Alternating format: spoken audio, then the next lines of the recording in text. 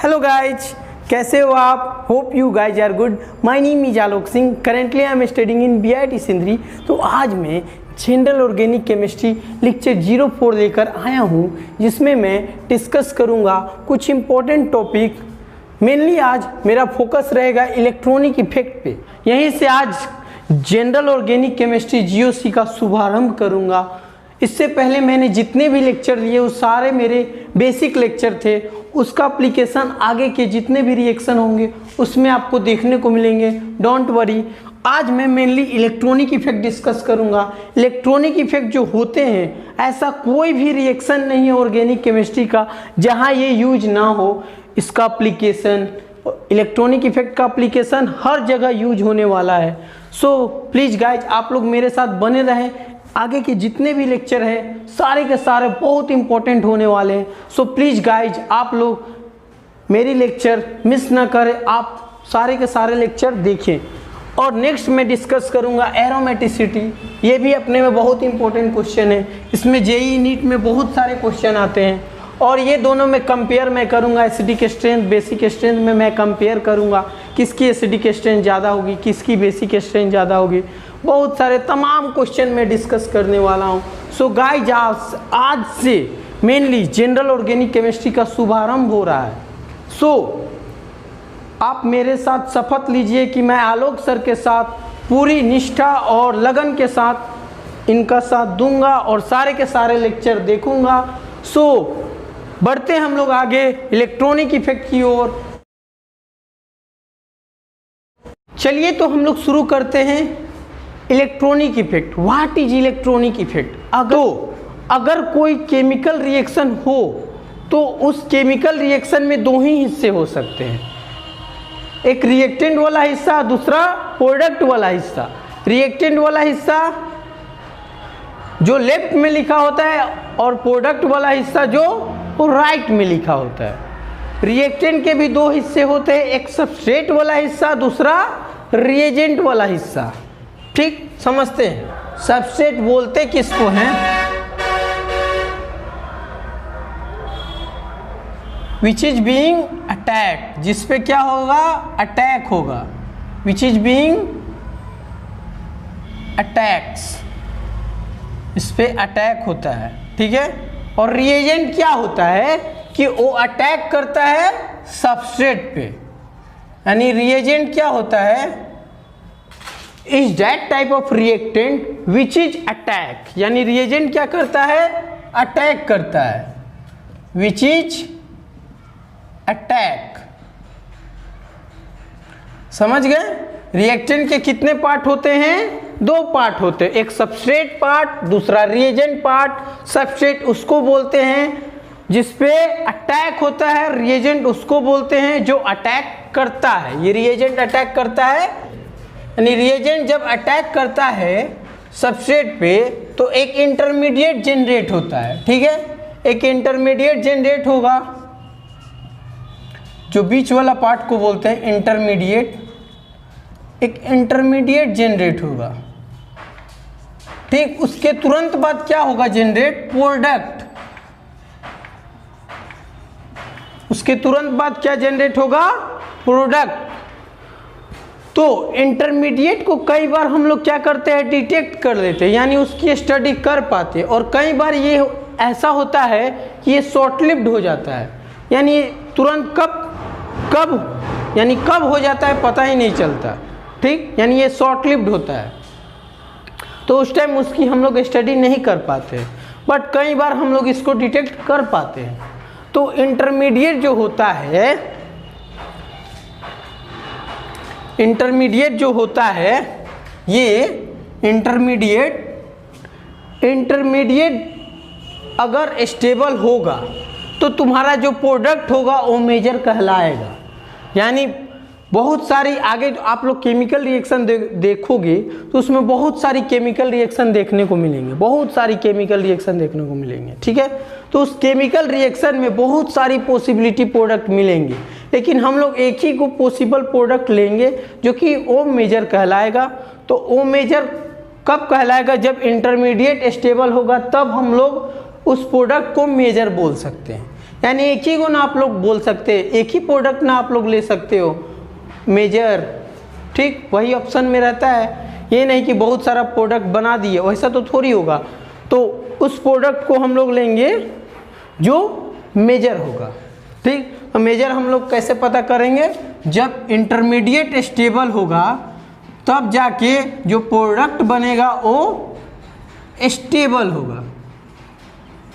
यानी सब कोई क्या होता है, स्टेबिलिटी चाहता है अपने, मतलब ह्यूमन बीइंग पे भी लागू होता है, सब चाहता है कि हम स्टेबल फॉर्म में रहे।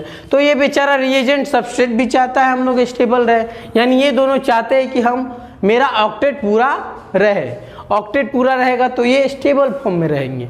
तो रिएजेंट क्या चाहता है कि ये सबस्ट्रेट पे अटैक कर, यानी रिएजेंट मान लो तुम्हारा इलेक्ट्रॉन रिच स्पेसिस है, यानी ये अमीर है, तो ये गरीब को खोजेगा, यानी उसको थोड़ा दान पुण्य दे देगा कि भाई लो भाई तुम भी ले लो आपस में। और ये मान लो ये अमीर है तो ये इसको दे देगा गरीब को, मान लो ये इलेक्ट्रॉन डिफिशिएंट हो गया।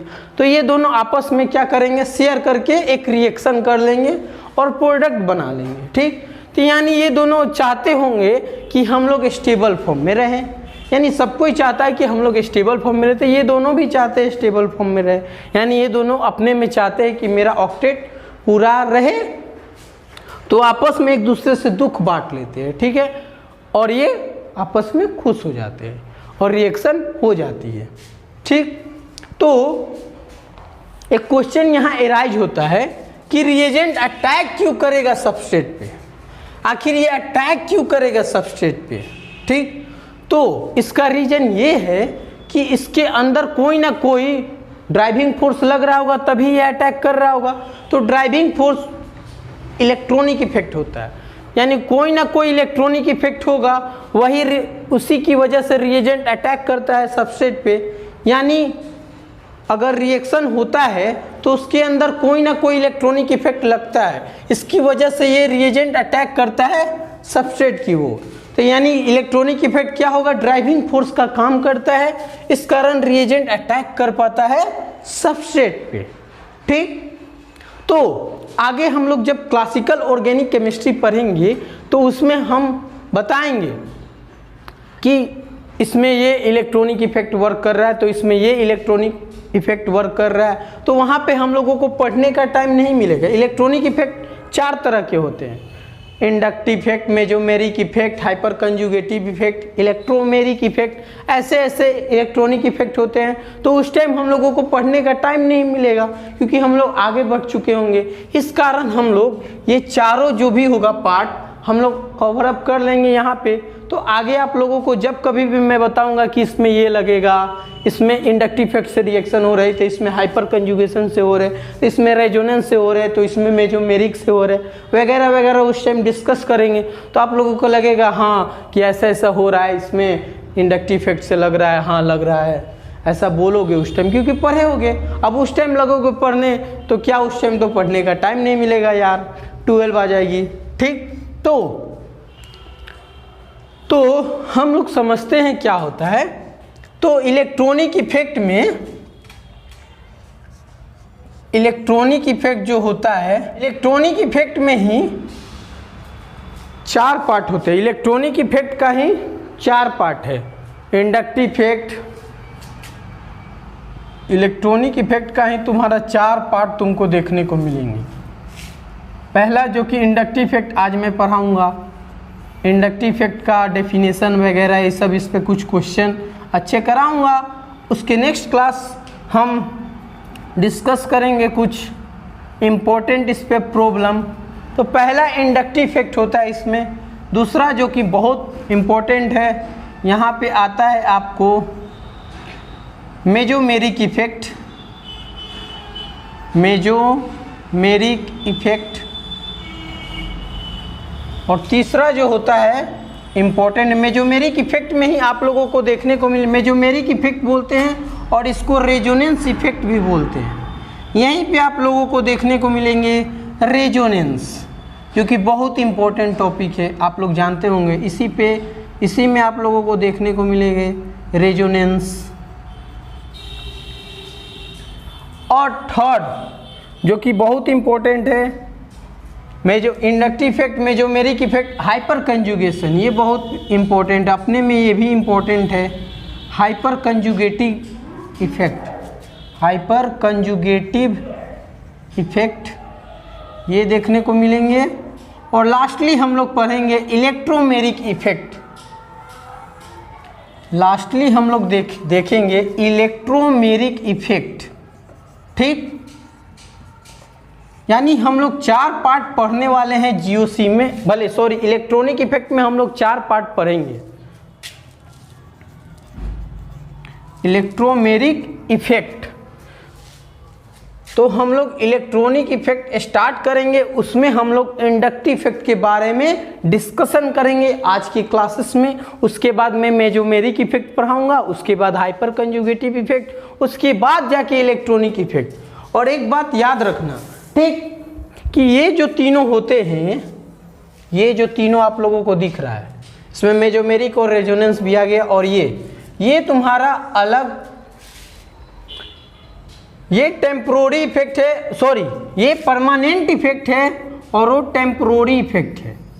अब आप लोग पूछोगे कि सर ये क्या होता है परमानेंट इफेक्ट और टेम्पोररी इफेक्ट, तो समझाता हूँ, wait some time. Permanent effect और ये क्या होता है टेम्पोररी इफेक्ट।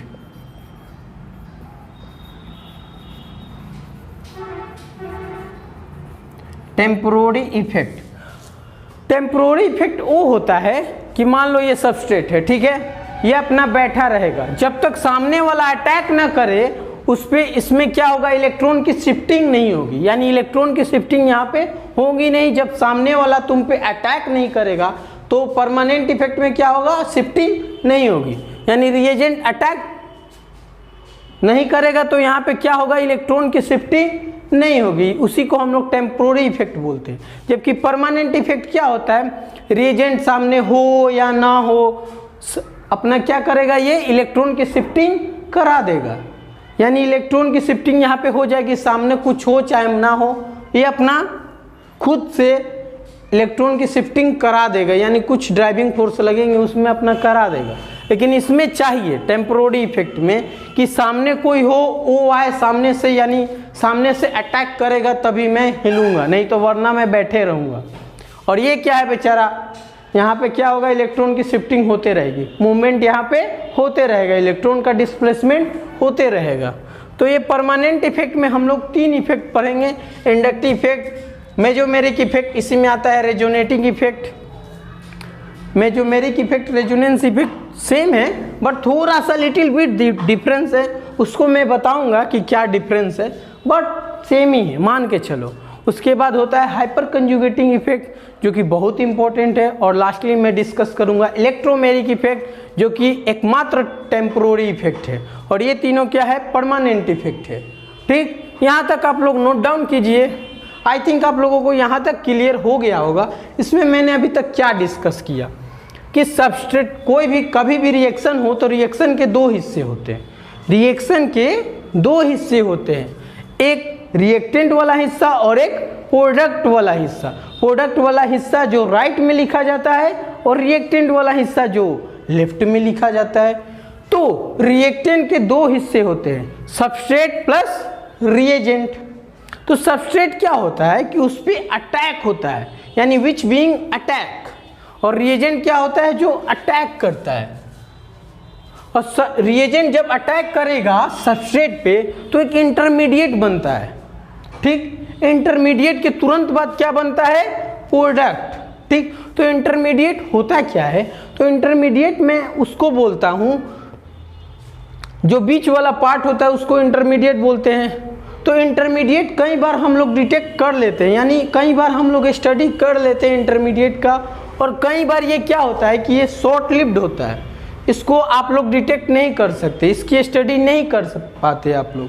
ठीक, तो शॉर्ट लिव्ड होता है, यानी इसकी हम लोग स्टडी नहीं कर पाते हैं।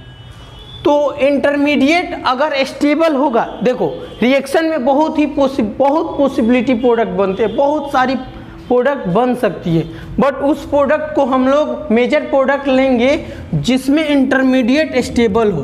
यानी इंटरमीडिएट स्टेबल होगा तो वही प्रोडक्ट तुम्हारा क्या होगा, मेजर होगा।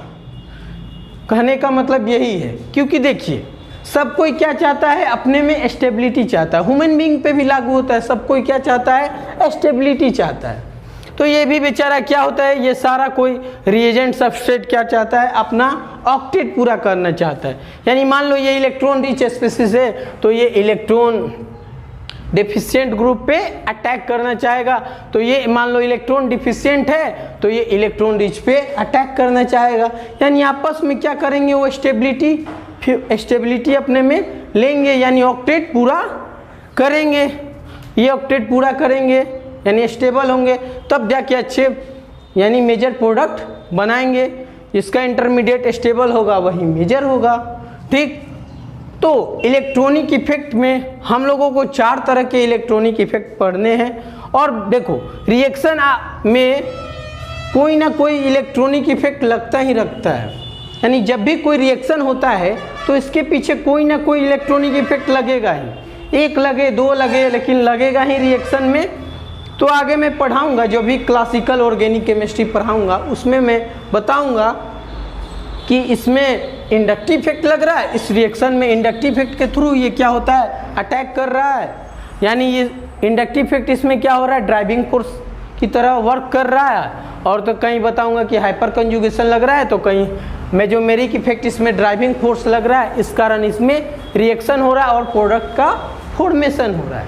ठीक, तो वहाँ पे आप लोगों को पढ़ने की टाइम नहीं मिलेगी, इस कारण मैंने यहाँ पे डिस्कस कर लिया कि ऐसे ऐसे होता है। ठीक, तो इलेक्ट्रॉनिक इफेक्ट 4 तरह के होते हैं। इंडक्टिव इफेक्ट, मेजोमेरिक इफेक्ट को ही रेजोनेंस इफेक्ट बोलते हैं या रेजोनेंस बोलते हैं। ठीक है, सी हम लोग हाइपर कंजुगेटिंग इफेक्ट होता है। और थर्ड क्या होता है, इलेक्ट्रोमेरिक इफेक्ट होता है। ठीक, और ये जो तीनों होते हैं वो परमानेंट इफेक्ट होते हैं। ये होता है टेम्पोररी इफेक्ट, इलेक्ट्रोमेरिक इफेक्ट। कहने का सेंस ये है, परमानेंट इफेक्ट वो होता है जो सामने रिएजेंट हो या ना हो, वो अपना क्या होगा, इलेक्ट्रॉन की शिफ्टिंग करा देगा, यानी इलेक्ट्रॉन का डिस्प्लेसमेंट हो जाएगा, यानी इलेक्ट्रॉन का मूवमेंट हो जाएगा। जबकि टेम्पोररी इफेक्ट में ऐसा नहीं होता है, रिएजेंट सामने से अटैक करेगा तभी भाई साहब ये क्या करेंगे, शिफ्ट करेंगे ऐसे, यानी इलेक्ट्रॉन की क्या होगी, शिफ्टिंग होगी। तो एकमात्र ये टेम्पोररी इफेक्ट है और ये परमानेंट इफेक्ट है, ये तीनों। यहाँ तक आप लोगों को आई थिंक क्लियर हो गया होगा। तो हम लोग बढ़ते हैं इंडक्टिव इफेक्ट की ओर। इंडक्टिव इफेक्ट क्या होता है उसमें हम लोग डिस्कस करते हैं। यहाँ तक आप लोग नोट डाउन कीजिए।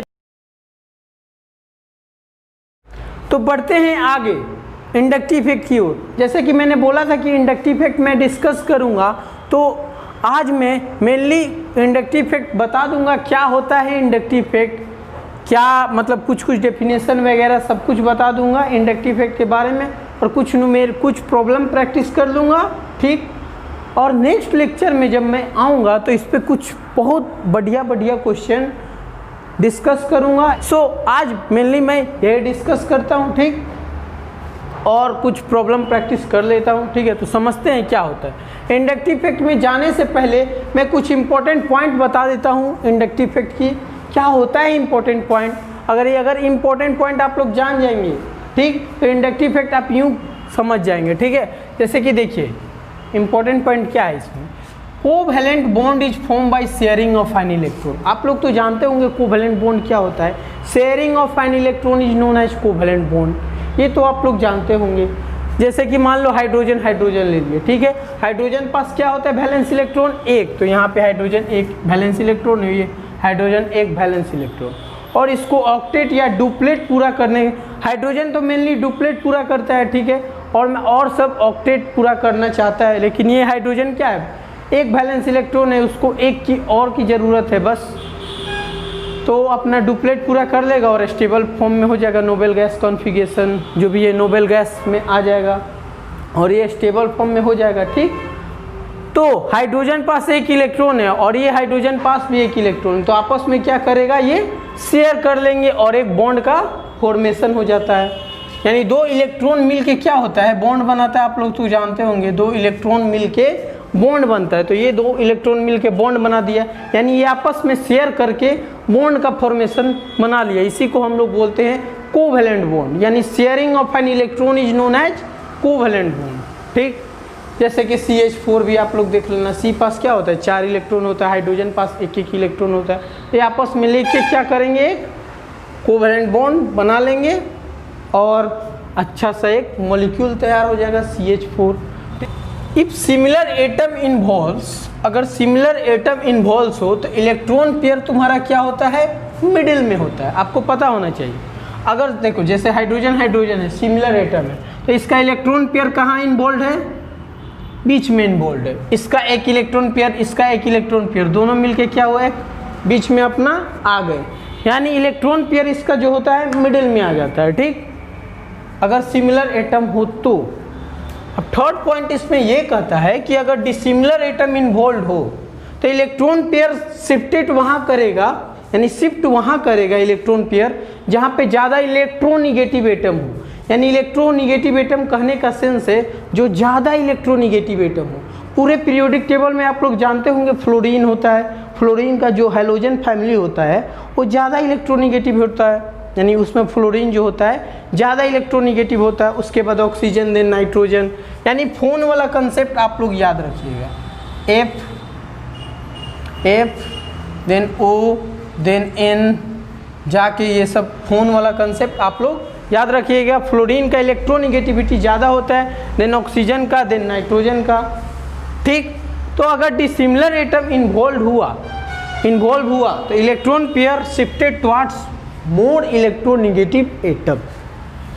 जैसे हाइड्रोजन और क्लोरीन में ज़्यादा इलेक्ट्रोनिगेटिविटी एटम कौन है, क्लोरीन है। क्यों, क्योंकि हैलोजन फैमिली में आता है, हाइड्रोजन तो तुम्हारा पहला ग्रुप में आता है और फ्लोरीन इधर आता है। अक्रॉस द पीरियड क्या होता है, इलेक्ट्रोनिगेटिविटी बढ़ता है, जबकि डाउन द ग्रुप इलेक्ट्रोनिगेटिविटी घटता है। तो इस कारण क्लोरीन पे जो चार्ज आएगा पार्शियल निगेटिव चार्ज और इस पे पार्शियल पॉजिटिव चार्ज। ये क्या करेगा, क्लोरीन क्या करेगा, हाइड्रोजन से इलेक्ट्रॉन पूरी तरह खींच लेगा।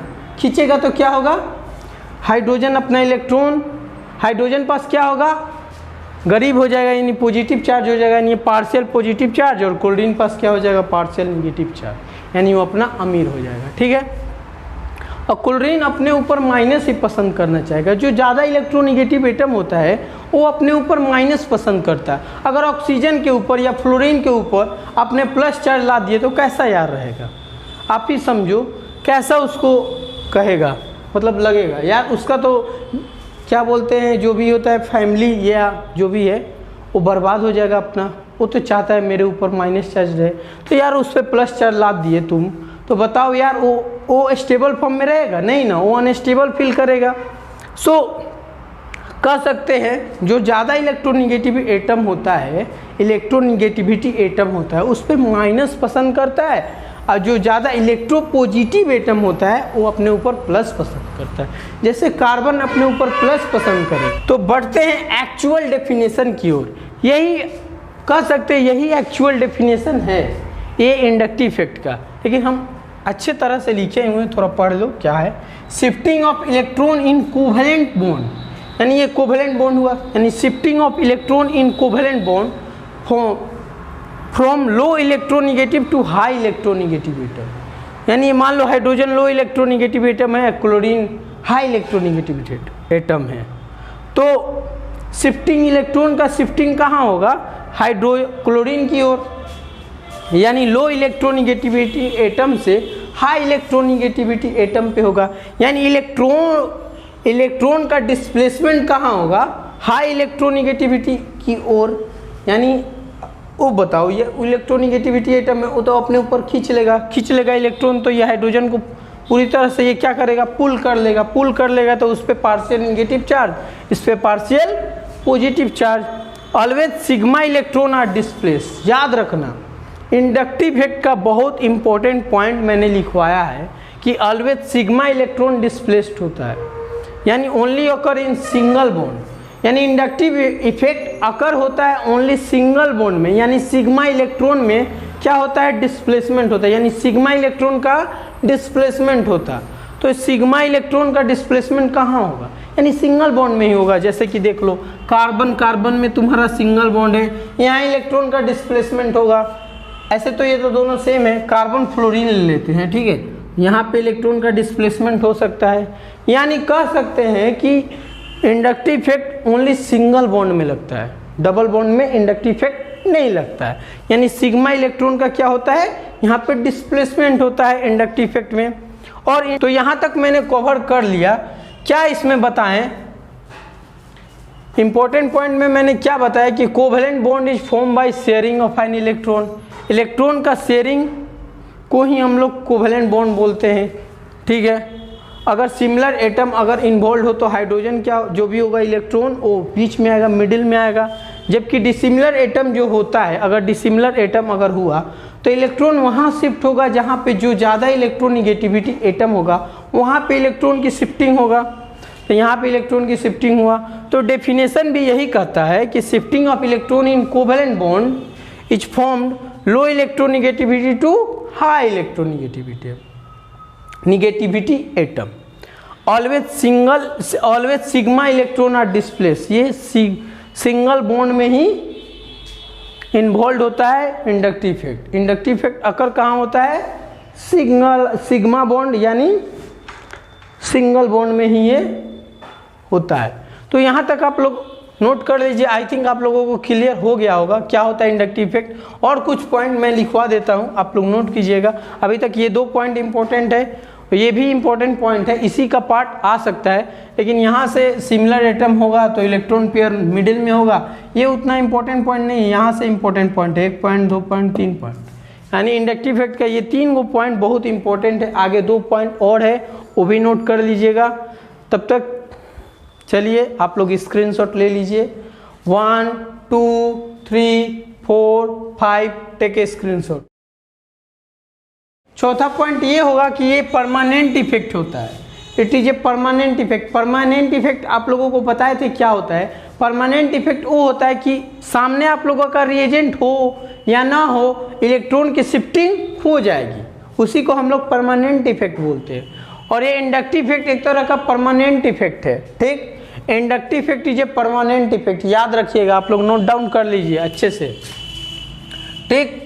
और ये याद रखिए, ये जो लास्ट पॉइंट लिखवाए हैं बहुत इंपॉर्टेंट पॉइंट है। इट इज डिस्टेंस डिपेंडेंट, यानी ये डिस्टेंस डिपेंडेंट होता है इंडक्टिव इफेक्ट, यानी decrease when distance is increase.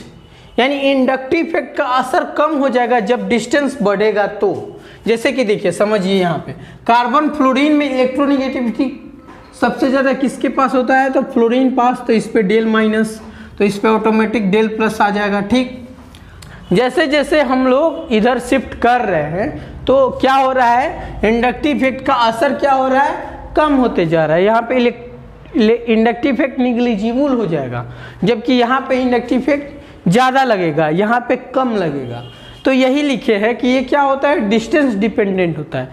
जैसे जैसे आप मूव करिएगा इधर पीछे की ओर, ठीक है, तो ये क्या होगा, डिक्रीज हो जाएगा व्हेन डिस्टेंस इज इंक्रीजेज। जब डिस्टेंस बढ़ेगा तो ये क्या हो जाएगा, इंडक्टिव इफेक्ट डिक्रीज हो जाएगा, यानी उसका असर खत्म हो जाएगा। तो मैंने 3 पॉइंट यानी मैंने 5 पॉइंट लिखवाया। क्या होता है, ये मेनली डिसिमिलर एटम में आप लोगों को देखने को मिलेंगे। डिसिमिलर एटम कहने का मतलब ये, मान लो हाइड्रोजन है, क्लोरीन है, तो वहाँ देखने को इंडक्टिव इफेक्ट मिलेंगे। और ये ओनली सिंगल बॉन्ड में ही देखने को मिलेंगे, यानी सिग्मा इलेक्ट्रॉन का यहाँ पे क्या होगा, डिस्प्लेसमेंट होगा। और डिस्प्लेसमेंट किधर होगा, जहाँ पे ज़्यादा इलेक्ट्रोनिगेटिविटी एटम होंगे, वो जो कम इलेक्ट्रोनिगेटिविटी एटम होंगे उससे क्या करेगा, इलेक्ट्रॉन खींच लेगा, यानी पुल कर लेगा। तो जो ज़्यादा इलेक्ट्रोनिगेटिविटी एटम होते उस पर पार्शियल निगेटिव चार्ज होगा, और जो कम होंगे उस पर पार्शियल पॉजिटिव चार्ज होगा, ठीक।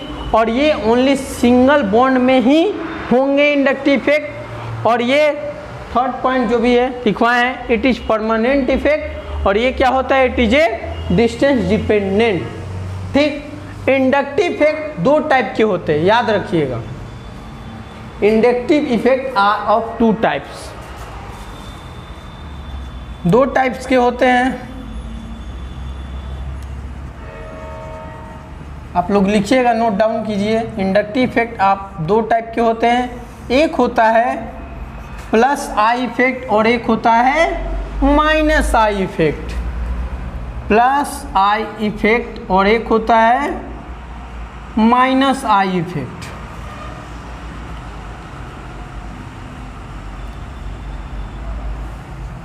ठीक है, प्लस आई इफेक्ट मतलब होता क्या है? प्लस मतलब यानी इलेक्ट्रॉन क्या कर रहा है? डोनेट करने वाला, इलेक्ट्रॉन ढकेलने वाला ग्रुप को हम लोग बोलते हैं प्लस आई इफेक्ट, यानी इलेक्ट्रॉन रिलीजिंग ग्रुप यानी electron donating group are known as plus I effect. ठीक, और ये माइनस आई इफेक्ट क्या होता है? इलेक्ट्रॉन लेता है। ठीक, ये इलेक्ट्रॉन देता है और ये इलेक्ट्रॉन लेता है, यानी इलेक्ट्रॉन अट्रैक्टिंग ग्रुप है, यानी इलेक्ट्रॉन ये विथड्रॉइंग ग्रुप है, इलेक्ट्रॉन को खींचता है अपनी की ओर। ये आओ भाई इलेक्ट्रॉन मेरे को दे दो, यानी माइनस आई इफेक्ट इलेक्ट्रॉन खींचता है, यानी जो भी गरीब होगा उसको और ये गरीब करेगा। ये भाई साहब है, ये प्लस आई इफेक्ट इलेक्ट्रॉन देगा बेचारा, यानी ये मान लो जो गरीब होगा उसको ये इलेक्ट्रॉन देगा प्लस आई इफेक्ट। जबकि ये माइनस आई इफेक्ट क्या होता है? बेचारा जो पहले से गरीब है उससे भी और इलेक्ट्रॉन खींच लेता है, यानी ये क्या होता है? इलेक्ट्रॉन विथ ड्रॉइंग ग्रुप है ये, जबकि इलेक्ट्रॉन डोनेटिंग ग्रुप है। इलेक्ट्रॉन को ये क्या करेगा? ढकेल देगा, जबकि ये माइनस आई इफेक्ट इलेक्ट्रॉन को खींच लेगा। तो लिख लीजिए, इलेक्ट्रॉन रिलीजिंग ग्रुप भी इसको बोलते हैं। ठीक है, हम लोग कुछ एग्जाम्पल से इसको समझते हैं। प्लस आई क्या होता है, माइनस आई इफेक्ट क्या होता है, आप लोग यहाँ तक नोट डाउन कर लीजिए, तो हम लोग समझे यहाँ तक क्या कि इंडक्टिव इफेक्ट दो टाइप के होते हैं, प्लस आई इफेक्ट और minus I effect. Plus I effect क्या होता है? इलेक्ट्रॉन डोनेटिंग ग्रुप होता है। माइनस आई इफेक्ट क्या होता है? इलेक्ट्रॉन खींचने वाला ग्रुप होता है, इलेक्ट्रॉन विथ ड्रॉइंग ग्रुप होता है। ठीक है, यहाँ तक हम लोगों ने समझा, यहाँ तक आप लोग नोट डाउन कीजिए। Take a screenshot, 1 2 3 4 5, take a screenshot. तो चलिए समझते हैं प्लस आई इफेक्ट का एग्जाम्पल क्या होता है। तो सारे अल्काइल ग्रुप जो होते हैं ना प्लस आई इफेक्ट होते हैं, यानी इलेक्ट्रॉन डोनेटिंग ग्रुप वाले होते हैं।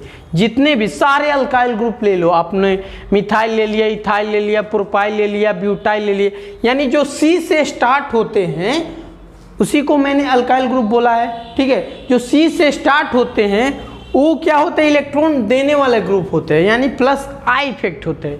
यानी प्लस आई इफेक्ट मतलब इंडक्टिव इफेक्ट होते हैं, और ये इलेक्ट्रॉन देने वाले ग्रुप होते हैं। सारे अल्काइल ग्रुप जो भी ले लो, methyl, ethyl, propyl, butyl, hexyl, heptyl, जितना भी ले लो, सारे इलेक्ट्रॉन देने वाले ग्रुप होते हैं, इलेक्ट्रॉन रिलीजिंग ग्रुप होते हैं। ठीक है, और माइनस आई इफेक्ट क्या होता है?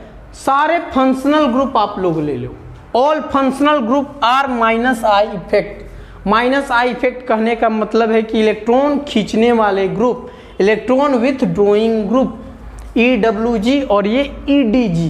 ठीक, इसका एग्जाम्पल क्या होगा? कोई एल्डिहाइड ग्रुप ले लो, एल्डिहाइड ग्रुप इसको बोलते हैं, एल्डिहाइड ग्रुप। ठीक, कोई हाइड्रोक्सिल ग्रुप ले लो, हाइड्रोक्सिल ग्रुप ले लो।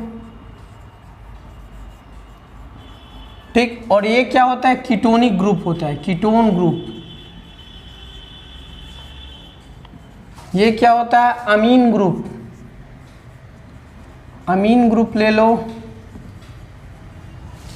ये ले लो साइनो ग्रुप। ये सारे क्या होते हैं? ये सारे के सारे क्या होते हैं? माइनस आई इफेक्ट होते हैं। ये ले लो आप लोग carboxylic group, carboxylic group.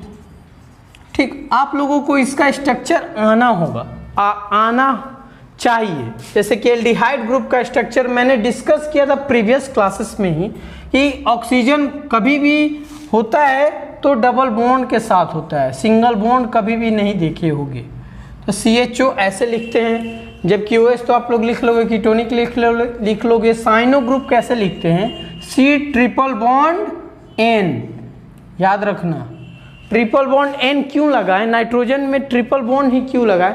Nitrogen का वैलेंसी क्या होता है? 5 होता है, और नाइट्रोजन अपने ऊपर यानी वो ट्रिपल बॉन्ड से ही कनेक्टेड होता है। देखो नाइट्रोजन का 5 वैलेंसी हुआ, एक लोन पेयर बैठा दिए, 1 2 3 4 5। कार्बन का 4 वैलेंसी है, 4 वैलेंसी सेटिस्फाई कर दिए नाइट्रोजन का भी।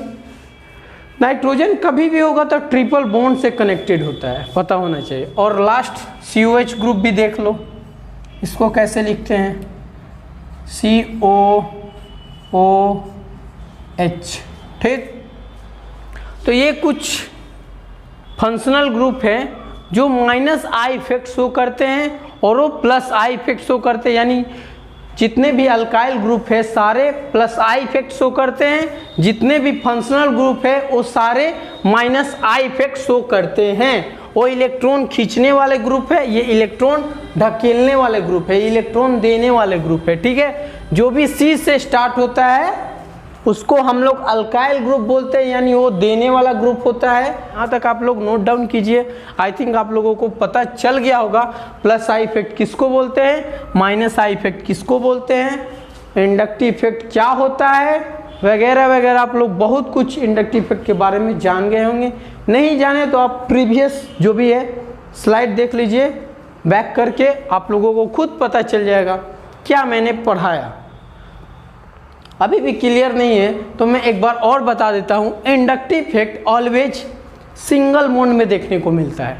जहाँ पे इलेक्ट्रोनिगेटिविटी ज़्यादा होगा वो क्या करेगा, इलेक्ट्रोपॉजिटिव एटम से इलेक्ट्रॉन खींच लेगा, तो उस पर पार्शियल निगेटिव चार्ज आ जाएगा इलेक्ट्रोनिगेटिविटी एटम पे, और पार्शियल पॉजिटिव चार्ज आ जाएगा इलेक्ट्रोपॉजिटिव एटम पे।